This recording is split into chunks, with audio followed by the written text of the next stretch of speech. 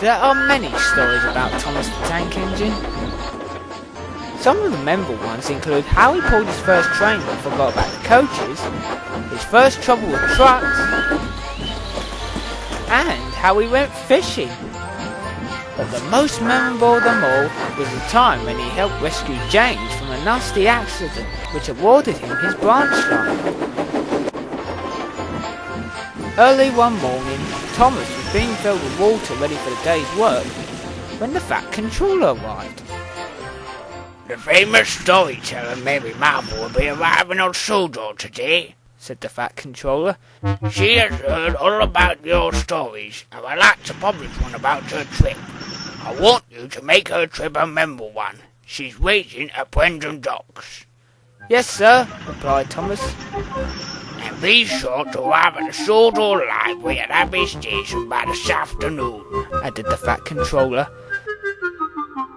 "You can rely on me, sir," smiled Thomas and puffed on his way.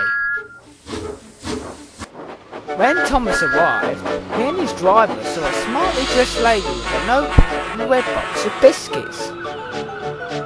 "That must be Miss Marvel," said the driver. "Hello, miss," called Thomas. "Are you Mary Marvel?" "Yes, I am," replied the lady. "You must be Thomas. I've heard so many stories about you."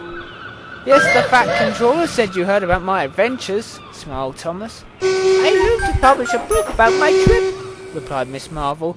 "I hope it'll be a memorable one as your tales." "It will," puffed Thomas.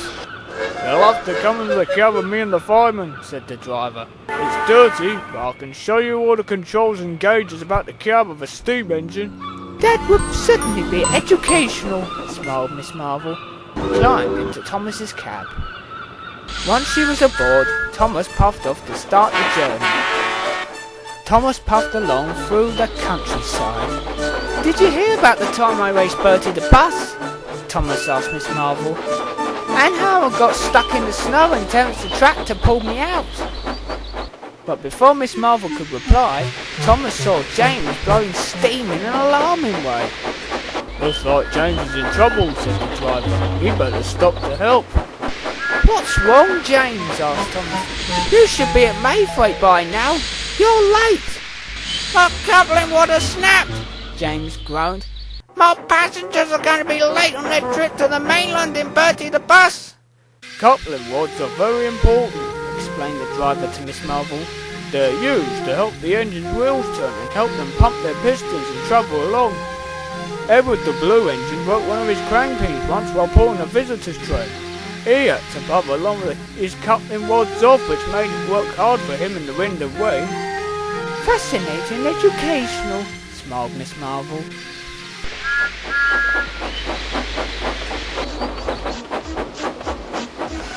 Thomas then changed tracks and coupled up to James, and took him and his passengers to Mayfreight Station.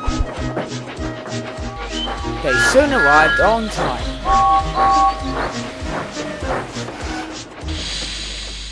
Bertie was there waiting.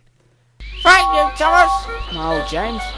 "Right on time, too," added Bertie. Thomas was pleased and continued his journey. Thomas's wheel puffed up Golden's Hill.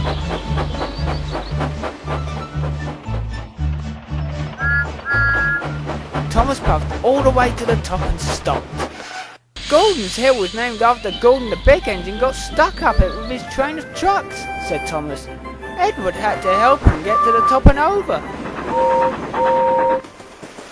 "It certainly was a great story," smiled Miss Marvel.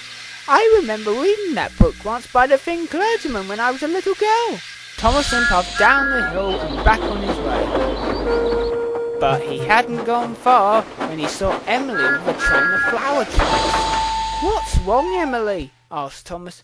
"You should be at the bakery by now. You're late." "My whistle's broken," she cried. "It's dangerous to puff along without a whistle," explained Thomas's driver to Miss Marvel. "Once, Peter Sam on the Scar lorry railway lost his whistle, which meant he couldn't work till he got a new one. Then Duncan lost his whistle for blowing it too much. But luckily for him, the headmaster had his organ with him, which worked for a whistle. Although from what I heard, Duncan didn't think so. Such fascinating and educational stories you have on Sodor, said Miss Marvel. Thomas then changed tracks and coupled up to Emily, and took her to the bakery and worked as a whistle for safety.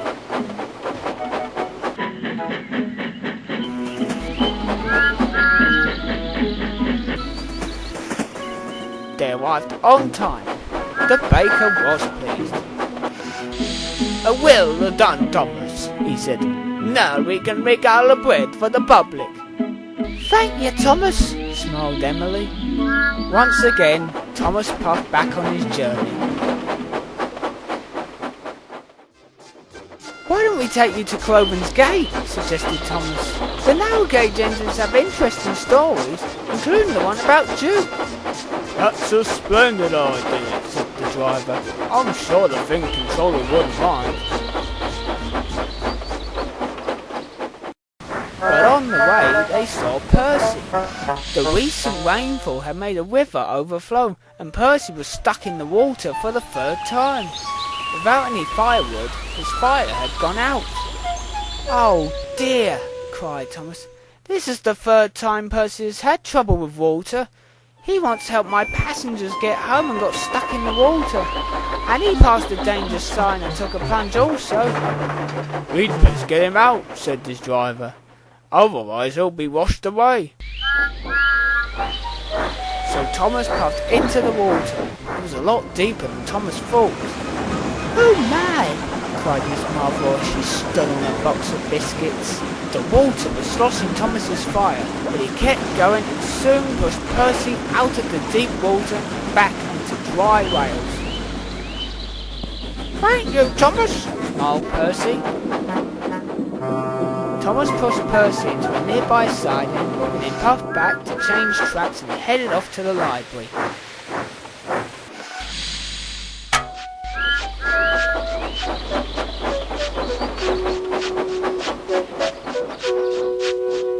Thomas was sad when he arrived. He thought the journey was awful. Well done, Thomas, said the Fat Controller. You're right on time. But Thomas still felt sad. We didn't seem to have a memorable journey at all, cried Thomas. We had problems along the way. James broke his coupling rods, Emily lost her whistle, and Percy was stranded in the river from the recent rain. But Miss Marvel was smiling. It was a memorable journey, Thomas, she said. This would make an excellent story. Children of all ages will love to read about it. Thomas was surprised.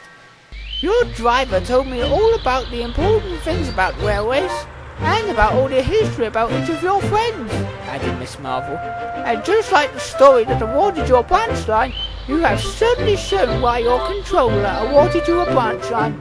You helped all your friends out of bad situations, and everyone was grateful. Oh, thank you, miss, smiled Thomas. I shall call your story Thomas's Day Out, replied Miss Marvel. Thomas was delighted.